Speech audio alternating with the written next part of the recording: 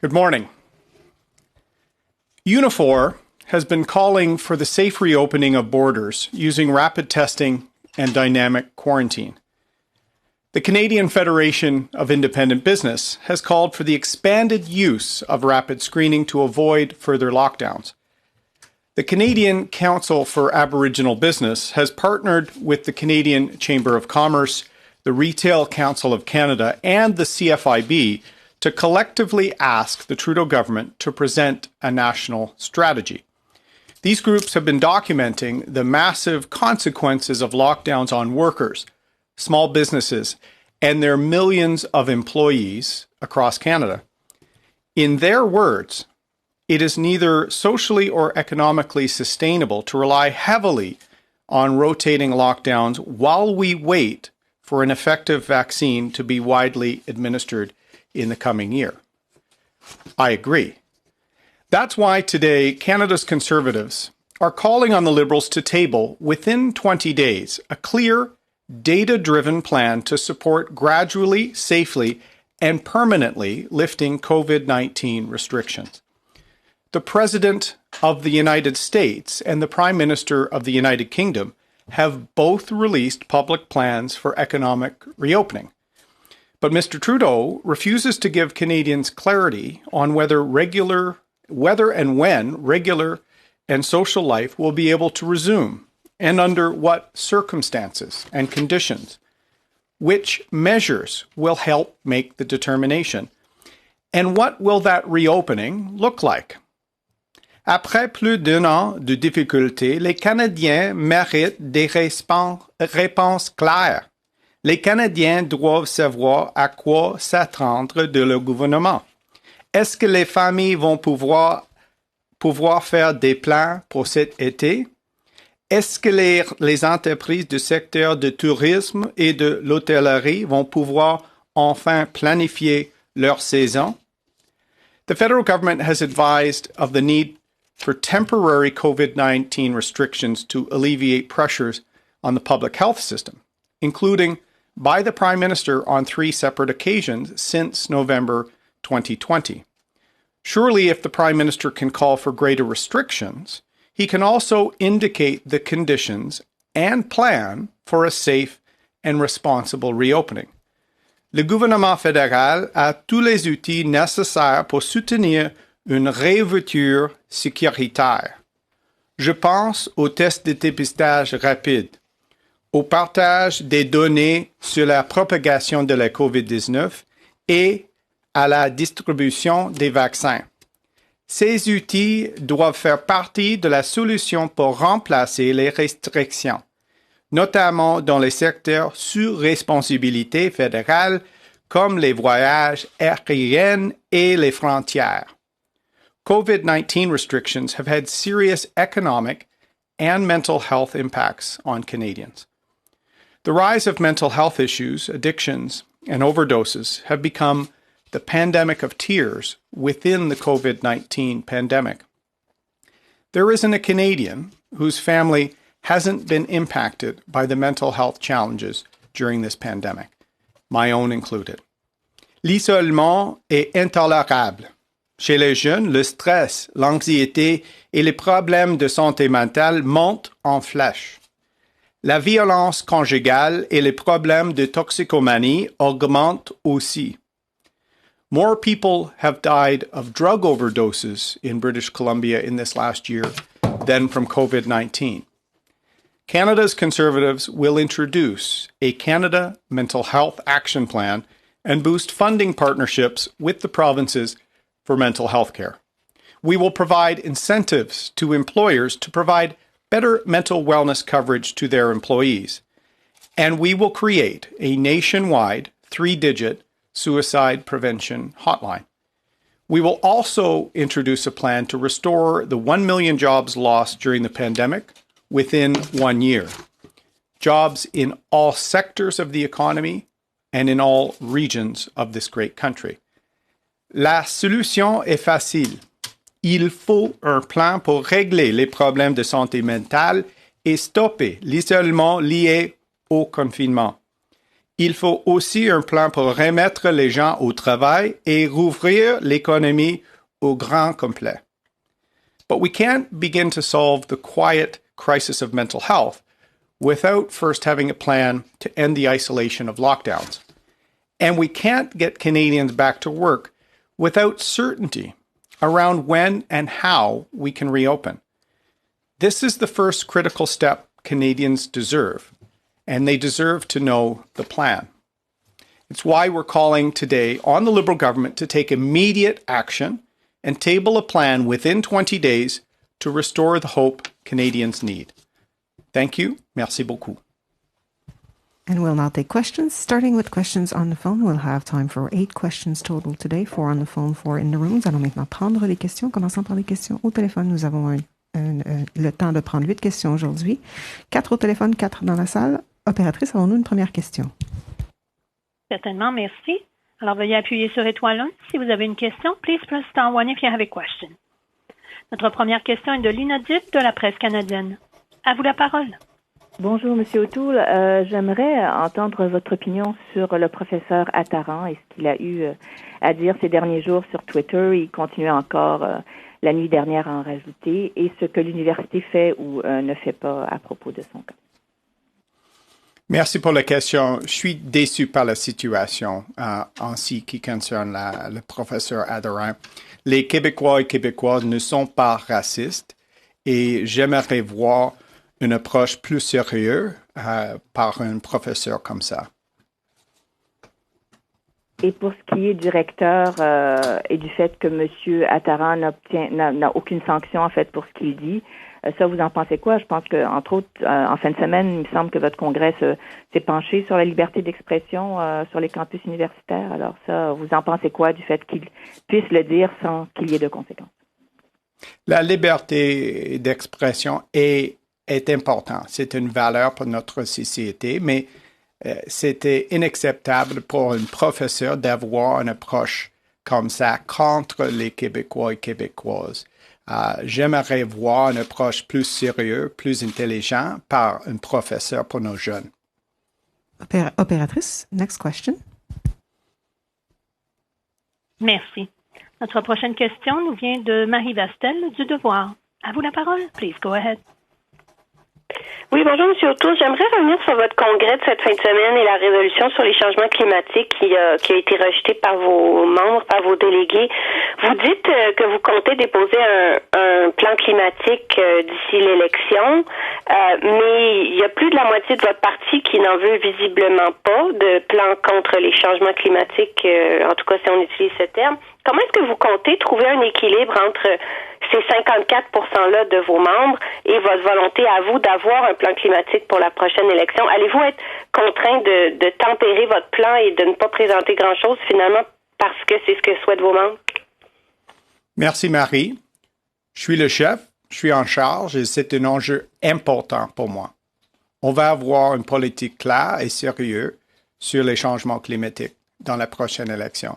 C'est important pour moi comme un député, chef de l'opposition, mais comme un père de famille aussi. C'est pourquoi nous sommes en train de créer une politique spécifique pour le réchauffement climatique. On doit réduire les émissions de gaz à effet de serre tout en respectant une relance économique dans chaque secteur, dans chaque région de notre pays. Et on va avoir un plan et c'est important pour les Canadiens et Canadiennes. Sure. I'm the leader, and this is an important issue facing Canadians. And we will have a serious and comprehensive plan on climate change and the environment in the next election. That is clear, and it's something our caucus supports. We can have a plan to reduce emissions while also making sure we support an economic recovery in all sectors of the country and in all regions of the country. Mr. Trudeau prefers to tax. We prefer to partner with provinces, with employers to get the balance right. We need to do it for our society. It's important to me as leader. It's important to me as a father of young children. Follow-up? Oui, je comprends que vous dites que vous êtes le chef, mais êtes-vous essentiellement en train de dire aux 4000 délégués qui se sont réunis cette fin de semaine que tout ça c'était pour rien parce que c'est vous qui allez tout décider? Il y a déjà des gens qui se sont confiés au Toronto Star ou à d'autres journaux qui sont inquiets d'un plan climatique conservateur. Ils ne sont pas d'accord. Donc, comment est-ce que vous comptez équilibrer tout ça? Et si c'est de simplement dire je suis chef, je fais ce que je veux, craignez-vous qu'il y ait des répercussions pour vous? Le débat est clos. On va avoir une politique pour l'environnement dans la prochaine élection avec un plan de réduire nos émissions. Point final. C'est important. La résolution a eu beaucoup d'éléments et c'était une résolution dont 34 pendant le Congrès et on a eu des débats sur une relance économique, sur la sécurité publique, mais comme j'ai dit dans mon discours, on doit changer sur quelques enjeux pour le bien-être des Canadiens, pour atterrir les Canadiens et Canadiennes dans la prochaine élection. Et je vais faire ça comme chef. As I said in my speech, we are going to make sure we address the needs of Canadians in 2021, and that means we're going to make some changes and have stronger and clearer policies as we grow the confidence of Canadians in the next election. Climate change is an important subject that Canadians want to see that we have a serious plan on. We will have that. Mr. Trudeau has actually been failing on his plan and now broke his promise about tripling his carbon tax. We will have a clear and comprehensive plan on reducing emissions while also making sure Canadians get back to work with our plan to get Canada moving again after the pandemic. Opératrice, prochaine question. Merci. Notre prochaine question est de Erin Buzetti des Coop de l'information. À vous la parole. Please go ahead. Oui, bonjour, Monsieur O'Toole. Juste simplement, vous l'avez compris comment le rejet par les militants de cette motion en fin de semaine? C'était une résolution complète avec beaucoup d'éléments. Mais pour notre caucus, pour tous nos députés, l'environnement est une priorité. Et on va avoir une politique sérieuse. Et nous sommes en train de parler sur ça comme une caucus maintenant. Nous sommes en train de parler avec les experts, avec les entreprises maintenant, parce qu'on doit avoir une approche sérieuse et ciblée sur une réduction des émissions tout en respectant notre économie et une relance économique. Mais vous n'avez pas vraiment répondu à la question. Vous dites que c'est complexe. Pourquoi pensez-vous que vos militants l'ont rejeté, cette motion? Et vous êtes essentiellement en train de dire que vous allez faire à votre tête. Pensez-vous que vous pouvez rester chef après l'élection si jamais vous n'êtes pas élu et que vous aurez fait à votre tête malgré la volonté des militants? Les changements climatiques est un enjeu primordial pour notre société, pour moi et pour nos membres. Et on a eu un débat sur quelques politiques. C'était une résolution avec quelques éléments et c'était un peu compliqué parce que il y a des champs de compétences provinciales et fédérales en ce qui concerne l'environnement. On doit avoir une approche en collaboration avec les provinces, avec les grands émetteurs et c'était trop prescriptif pour nos membres, la résolution, mais je vais être clair encore. Je vais avoir une politique sérieuse et ciblée sur une réduction des émissions de gaz à effet de serre dans la prochaine élection. C'est important pour moi.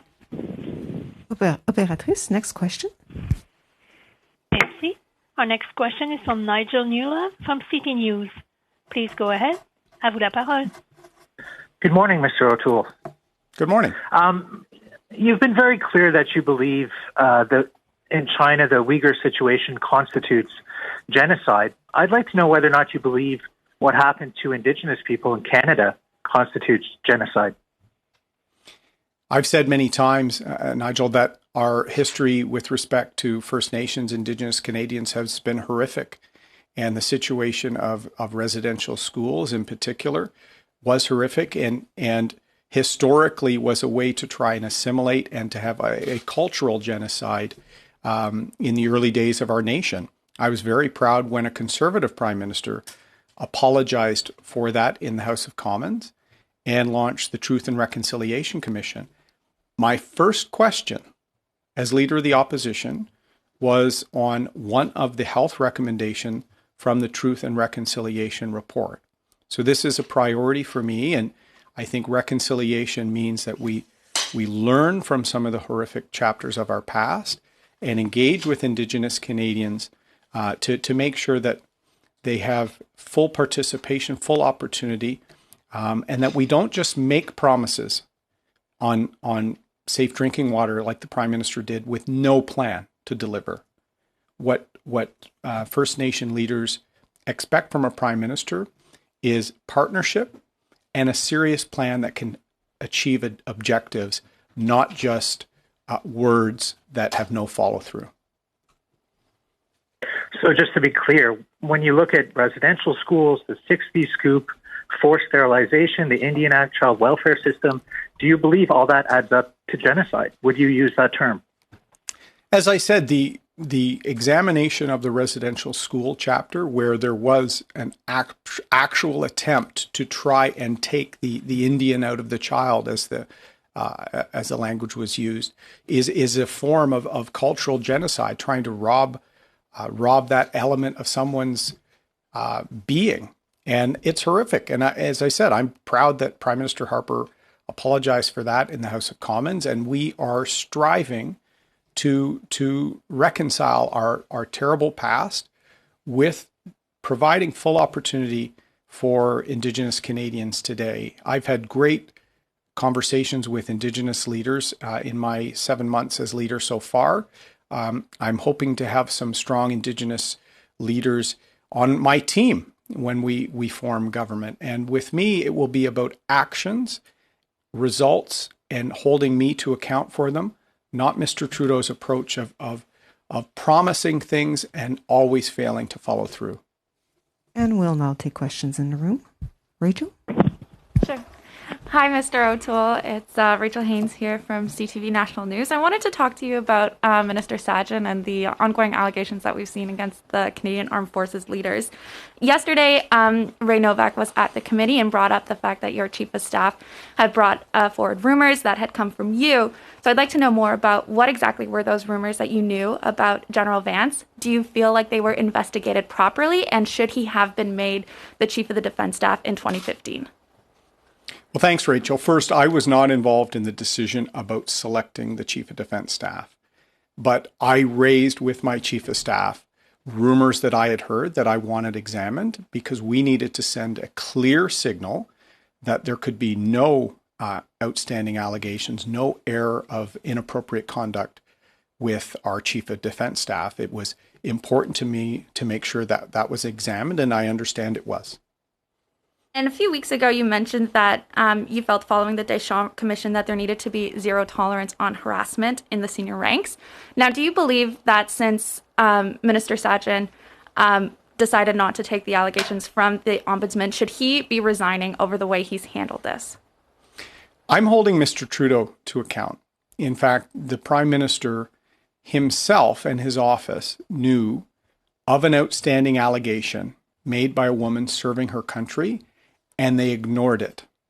Not only that, Mr. Trudeau extended the contract of the Chief of Defence Staff and gave him a bonus and a salary increase with an outstanding allegation specifically made to the Ombudsman.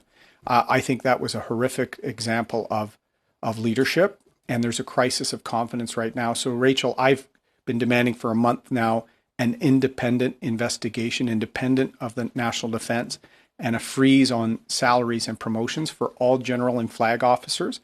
I care deeply about the men and women who serve in uniform. We owe it to them and to women who may want to put their country first and serve to show that they can do so with respect and free of harassment.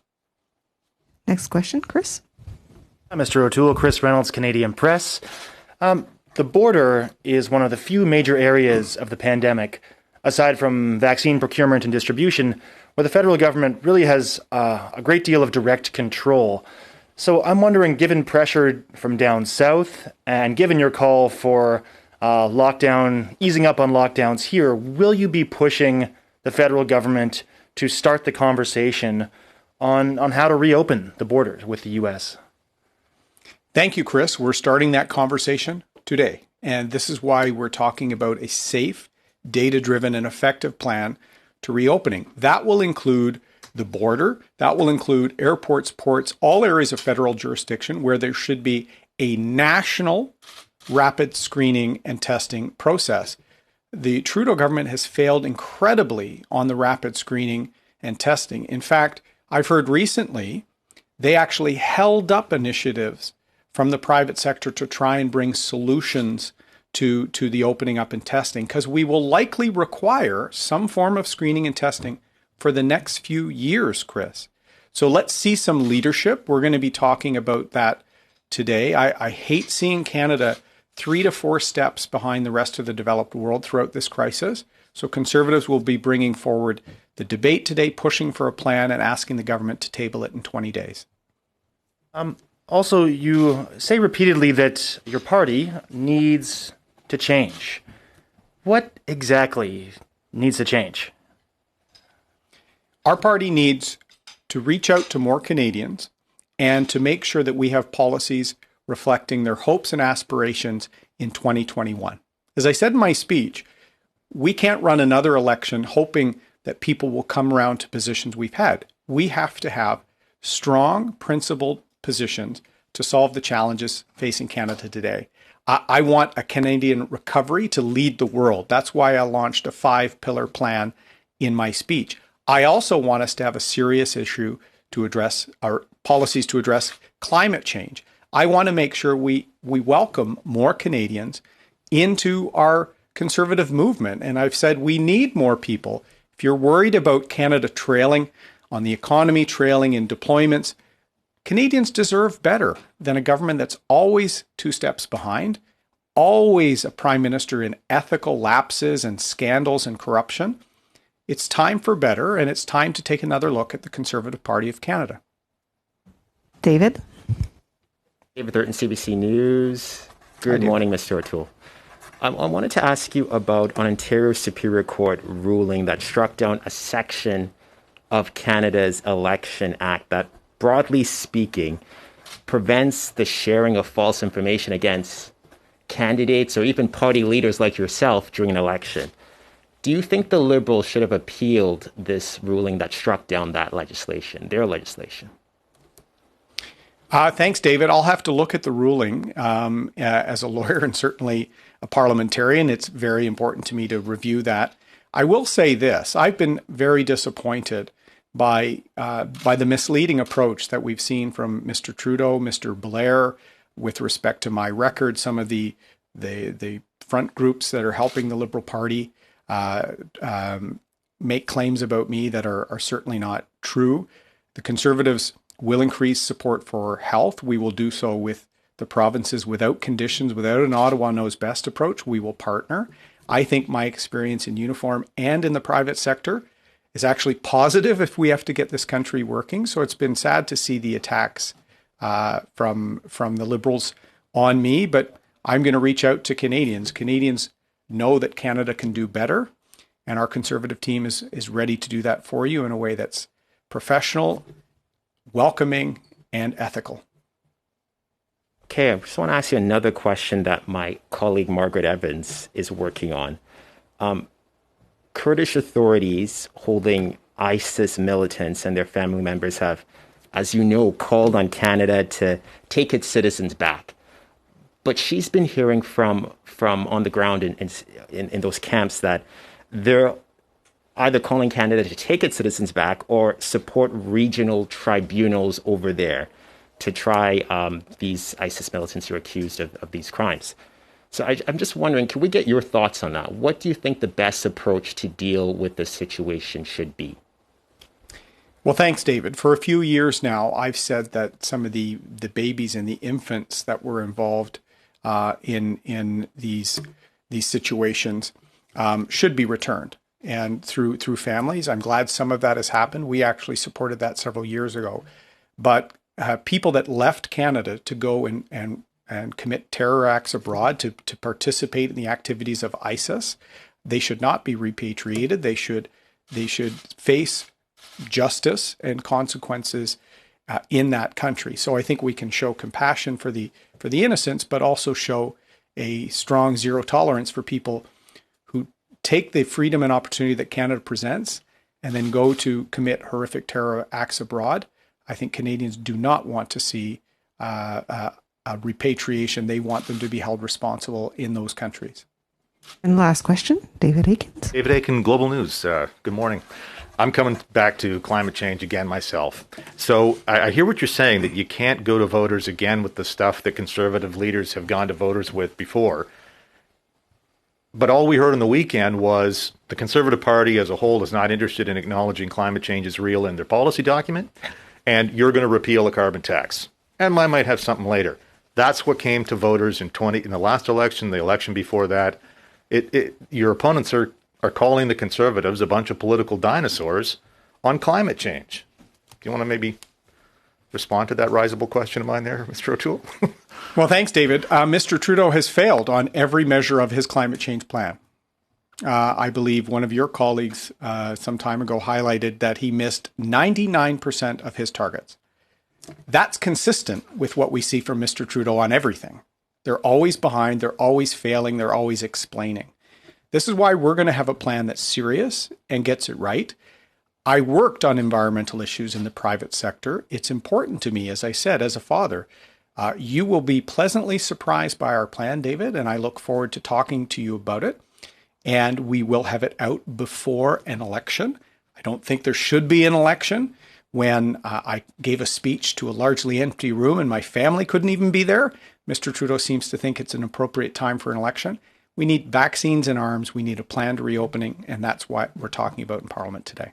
Younger voters, Eastern voters, urban voters are not thinking that the Conservative Party has a second choice if they're not ready to commit. And one of the reasons is, I see on these screens, the Conservative Party doesn't get it when it comes to how to get rid of carbon pollution. Every expert says there's one way. You have to price carbon. Maybe not a carbon tax. There's cap and trade. There's what Premier Kenney's doing in Alberta. So can you commit today that your plan, when you present it to us, will put a price on carbon? Well, David, what's interesting is I've been talking about smarter plans in the environment for many years, and I look forward to people looking into that. There are about 700 large emitters in this country, David, that account for a third of our emissions as a country. So only Mr. Trudeau and the Liberals would tax 30 million households, single seniors, small business owners, farmers, drying their grain, to try and tackle climate change when they're actually not partnering with the provinces and with large emitters. That is something we're looking at in our plan now, a much smarter and comprehensive approach to climate change. The tax is not working, which is why Mr. Trudeau is tripling it, knowing full well we will lose jobs and investment to the United States. I will be focused on an economic recovery in all regions and in all sectors of this country, and a serious climate change plan too. Stay tuned. I know you'll like it. And this concludes the press conference. Ceci met fait la conférence de presse. Merci. Merci beaucoup. Thank you. Thank you. The conference has now ended. Please disconnect your lines at this time, and we thank you for your participation.